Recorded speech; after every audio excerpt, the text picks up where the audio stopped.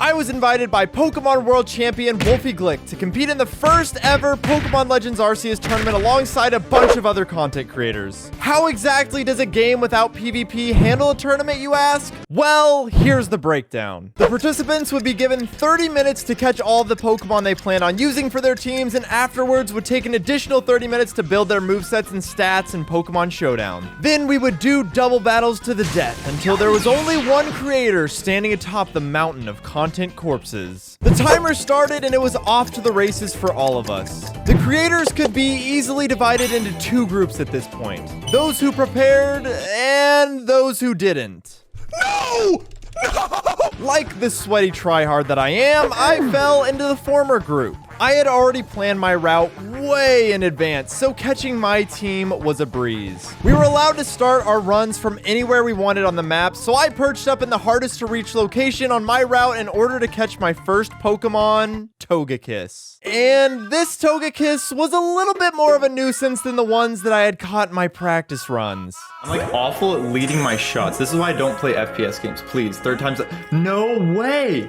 This is impossible, dude. But after a few tries, I managed to catch it and coast down to the beach where I acquired my second team member, Gastrodon. A face that you will see a lot throughout this tournament. If you couldn't tell what my team was shaping up to be, then, well, I'll let you see a couple more Pokemon before I reveal my master plan. I then proceeded to the Coronet Highlands where I would be able to catch half of my team. Rotom was a Pokemon that worried me as it was an inconsistent spawn in this area, but I got extremely lucky and managed to find one on the first try. Then I just turned around to catch a Bronzor that I could evolve into Bronzong during my 30 minutes. Somehow, the one alpha Pokemon on our team was the easiest for me to catch, and then came a slight detour before collecting our final Pokemon. Like we pretty much have almost all of our team, and it's been 5 minutes. So you guys will see. You guys will see what I'm going for here. This is a little backup plan that I have devised. Onix appears in Legends Arceus, and I just couldn't pass up the opportunity to put one on a backup team for a certain special challenger. But we'll get to that. As an added bonus, I found a Bronzong as I was leaving the area, so I wouldn't have to worry about evolving that Bronzor from earlier. Before I could catch my last Pokemon, though, I threw my Rotom into the microwave for a bit too long, and it ended up catching on fire. To cool things off, I ran to the Alabaster Icelands to catch our 44th president, and with that, we were ready to rumble. Since I caught all my Pokemon in less than 10 minutes and had already prepped my team in Showdown the night before, I was about, an entire hour too early to the party. So while some of us waited patiently, others panicked. For my friends! For my friends! This is it. So, did you guess the team? Comment down below if you predicted the strategy. I'll wait.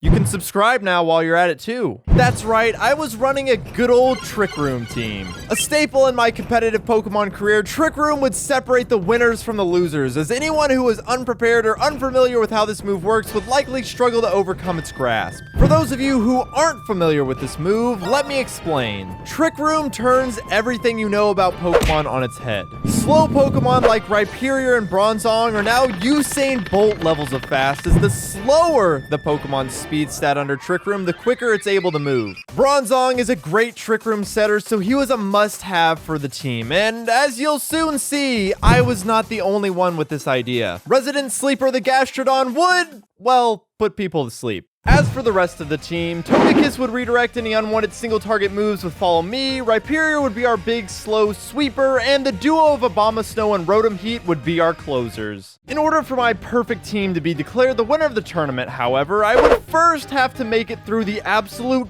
gauntlet that was Pool A. Before the tournament started, I had Pool A pegged as the significantly harder pool, as this pool was filled with people I thought could have a deeper knowledge of competitive Pokemon. My first opponent of the tournament was Stans, and half of our team is the exact same. To my absolute surprise, a lot of the people in this tournament were running very impressive teams. Now, I'm not sure if Stans came up with his team beforehand or had his chat tell him which Pokemon to pick, but either way, this was not going to be easy. Or short. Stans and I proceeded to have the single longest battle of the tournament that spanned nearly 30 minutes. which is about half as long as Wolfey had predicted the entire tournament would take. Everyone plays 7, right? And then how damn. long At the does- very how long least. does each match take? Like 5 approximately? minutes, maybe? Okay. Oh, that's not too bad. So yeah, that 5 minutes per match was a bit of an understatement. This was a complete bloodbath of a game that went poorly for me from the very start. My initial leads were atrocious into his Pokemon, and then Stans managed to land a crit on the Rock Slide into the Togekiss slot, which really put me in a bind. And let me just say, luck is certainly a skill when it comes to Pokemon, and one that I unfortunately do not possess. As you'll see throughout my run, luck was not on my side.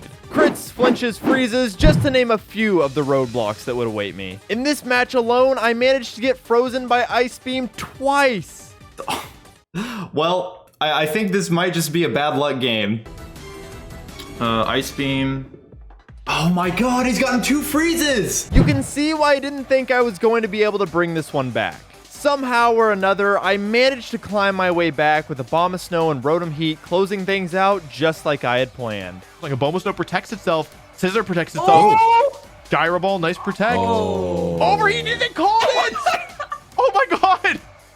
I can't believe that. What a read. He's just gonna try and stall out Hail. Oh no, Bullet. Holy moly. We did it. Let's go! Oh my god, what a game. And I've got to say, it felt absolutely amazing to have 2 of the greatest Pokemon players to ever do it praise my play. I was very, very, very impressed with that. And what a comeback from Captain Kidd after being in a position that looked pretty much undoable. After holding up the entire bracket, I was finally able to end Hopcat's suffering. Do you want to take any fucking longer? At least temporarily. Hopcat posed a legitimate threat and was already 1-0 at this point, but I hoped that icing him out for over 20 minutes would quell the sandstorm he was about to unleash on my team. Since his plan would be to control the weather with Hippowdon, I knew that I had to keep a Bomb of Snow in the back again to clean up. And much like last game, I ended up in a very similar late game position. Despite being up 5 Pokemon to 2 at one point, this game was still very losable for me. A few wrong decisions on my part, and people would have been praising Hopcat for pulling off the biggest comeback in Legends Arceus history. Luckily, I played my cards right and managed to get the win. All right.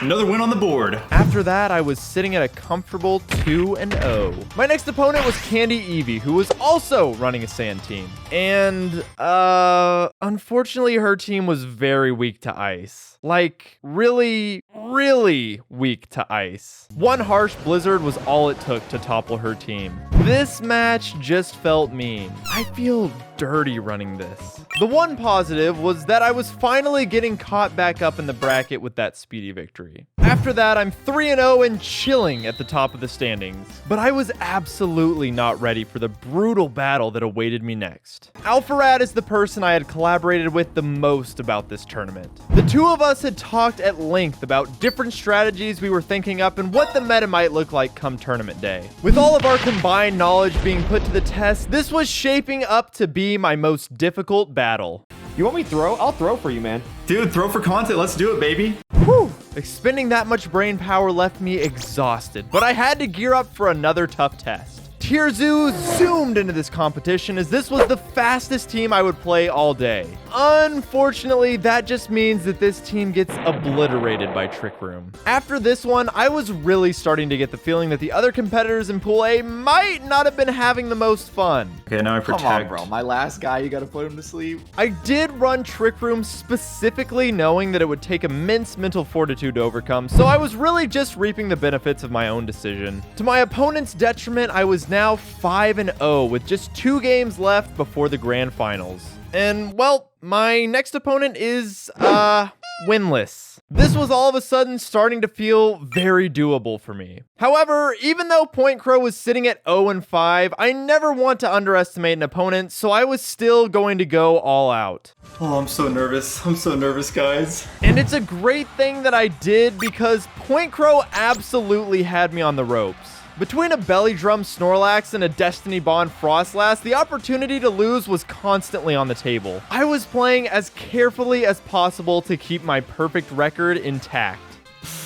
Oh, okay, that's fine. That was a bad turn for me. Okay, we hit Will-O-Wisp. That's huge. Rock Slide, give me a flinch, give me a flinch, give me a flinch. Ugh. Oh god. Oh my god. We take those.